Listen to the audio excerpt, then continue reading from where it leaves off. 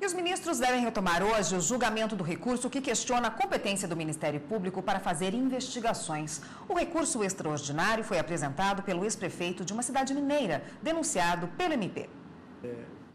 No Supremo Tribunal Federal, o ex-prefeito de Ipanema, Minas Gerais, Jairo de Souza Coelho, questionou uma decisão do Tribunal de Justiça do Estado que recebeu denúncia contra ele por crime de responsabilidade. No recurso extraordinário, o ex-prefeito questiona o fato do procedimento administrativo ter sido investigado somente pelo Ministério Público, sem a participação da polícia. Ele alega que a promotoria ultrapassou suas atribuições funcionais ao realizar de forma exclusiva a investigação penal. Em julho de 2012, o relator ministro aposentado César Peluso reconheceu a atribuição do Ministério Público apenas em hipóteses excepcionais de investigação da prática de delitos para fins de eventual instauração de ação penal. Na época, ele votou pela nulidade do processo contra o ex-prefeito, por entender não estarem presentes as circunstâncias que justificassem a investigação por parte do Ministério Público.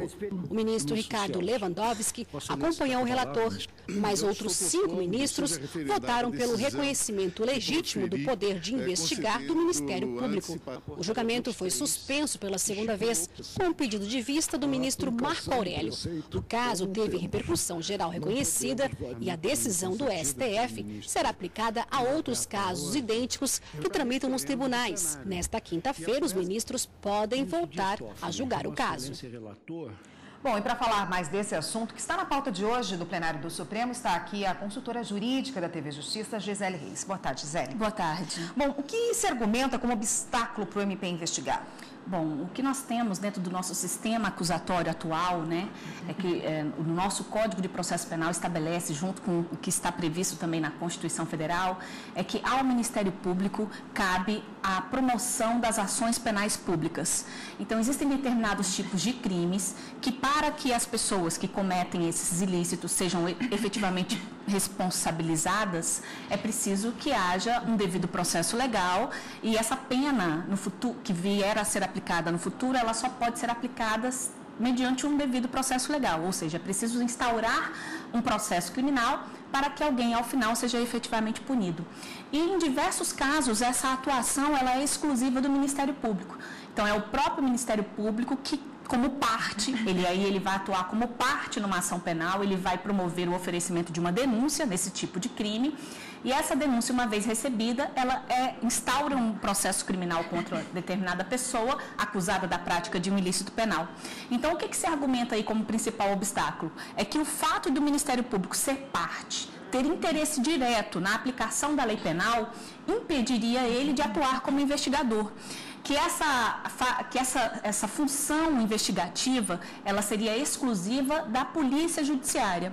E a Constituição Federal estabelece que essa função de Polícia Judiciária, que é aquela que o próprio texto constitucional estabelece como responsável por apurar as infrações criminais, elas estão previstas na Constituição como sendo da competência da Polícia Civil e da Polícia Federal. Eles é que são responsáveis por apurar as infrações criminais e conduzir os inquéritos policiais. Então, o que se argumenta aí como obstáculo seria exatamente esses aspectos do que a Constituição estabelece como Polícia Judiciária, obrigatoriedade na condução do inquérito policial e também no que diz respeito à figura ocupada pelo Ministério Público na ação penal pública, que é de parte de quem tem interesse efetivo na aplicação da lei penal.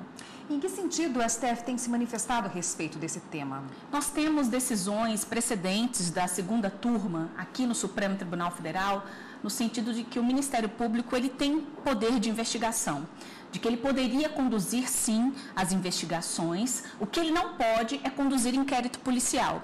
Então, o entendimento que os ministros, na verdade, tiveram é no seguinte sentido: o inquérito policial ele tem que ser conduzido pela Polícia Judiciária, pelo delegado, né, da Polícia Civil ou da Polícia Federal.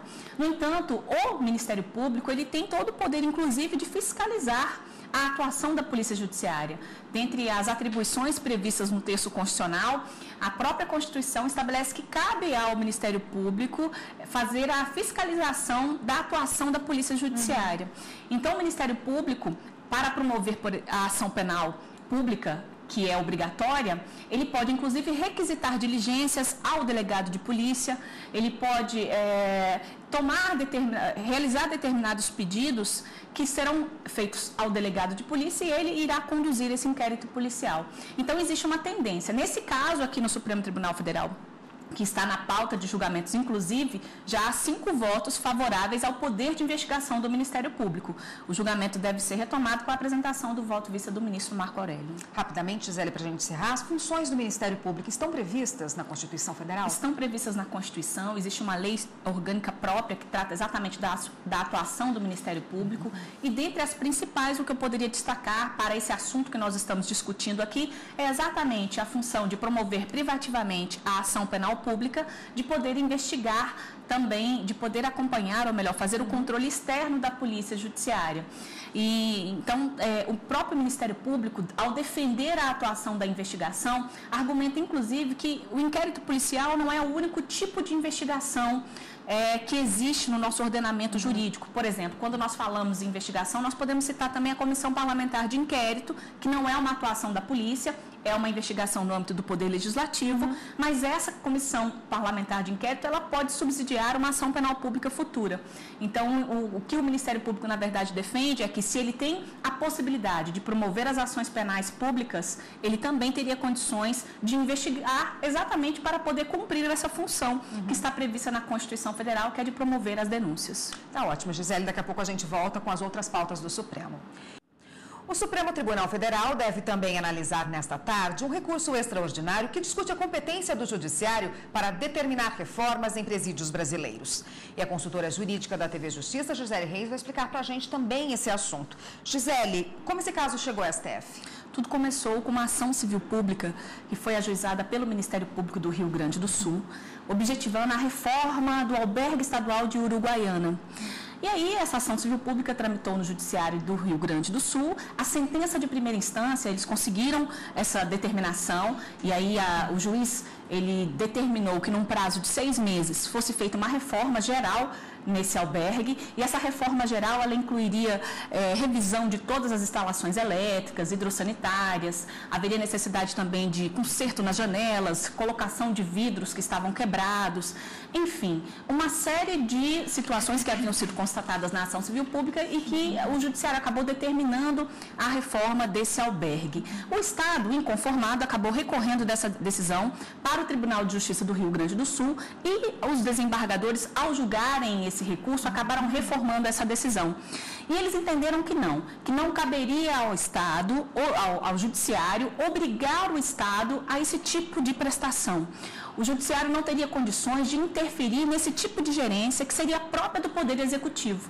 Contra essa decisão do Tribunal de Justiça é que o Ministério Público, então, vem aqui ao Supremo Tribunal Federal por meio de um recurso extraordinário, inclusive, que teve a repercussão geral reconhecida. Então, o que vier a ser decidido pelos ministros, nesse caso, impactará todos os demais que estão em tramitação no Judiciário brasileiro. E aí, esse recurso, com repercussão geral, chegou ao Supremo Tribunal Federal exatamente por conta dessa iniciativa do Ministério Público do Rio Grande do Sul contra a decisão do Tribunal de Justiça local. Bom, outros estados foram admitidos como amigos da corte aí nesse caso, né? Qual é o argumento geral contra esse tipo de determinação? Bom, vários estados, na verdade, têm interesse nesse tipo de decisão, isso é verdade. Nós tivemos aí, além do Distrito Federal, o Acre, Espírito Santo, Minas Gerais, Amazonas, Piauí, São Paulo, Pará e o Mato Grosso do Sul, além de outros que eu não citei. Então, todos eles realmente têm interesse exatamente em saber se há ou não limites de atuação do Poder Judiciário no que diz respeito à determinação de obras como essas que está sendo requerida aqui por meio deste recurso extraordinário no que diz respeito à reforma de presídios. Todos eles, basicamente, argumentam que o Judiciário, todos esses estados e o Distrito Federal, argumentam que o Judiciário não tem a possibilidade de determinar esse tipo de obra por conta do chamado princípio da reserva do possível. Essa reserva do possível, ela estabelece que os estados, eles têm condições de avaliar critérios de oportunidade e conveniência no que diz respeito ao ato administrativo. Então, cabe ao Estado verificar, com base na lei orçamentária, na lei de responsabilidade fiscal, de que forma que eles vão gerir os recursos públicos.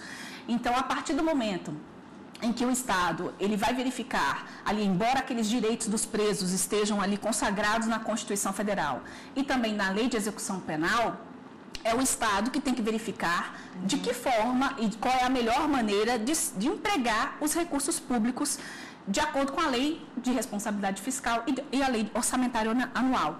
Então, essa reserva do possível, de certa forma, ela é um limitador.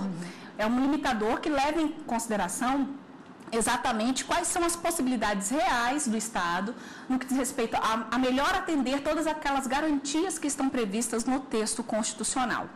Então, o que o Ministério Público argumenta aqui é que o Estado ele tem a obrigação de zelar pela integridade física e pela dignidade dos presos e que ele não poderia negar esse direito esbarrando-se exatamente nessa reserva do possível. Então, em discussão estão aí aspectos de extrema relevância, de extrema importância, e um deles é exatamente saber se essa reserva do possível pode ser alegada como uma justificativa que venha a impedir os estados de efetivamente cumprirem essas determinações que estão na Constituição Federal no que diz respeito aos direitos e garantias do preso. E se o Poder Judiciário pode interferir quando essas garantias efetivamente não são cumpridas. Tá ótimo, Gisele, obrigada pelos esclarecimentos. Vamos esperar a interpretação dos ministros hoje no plenário. Até semana que vem. Até.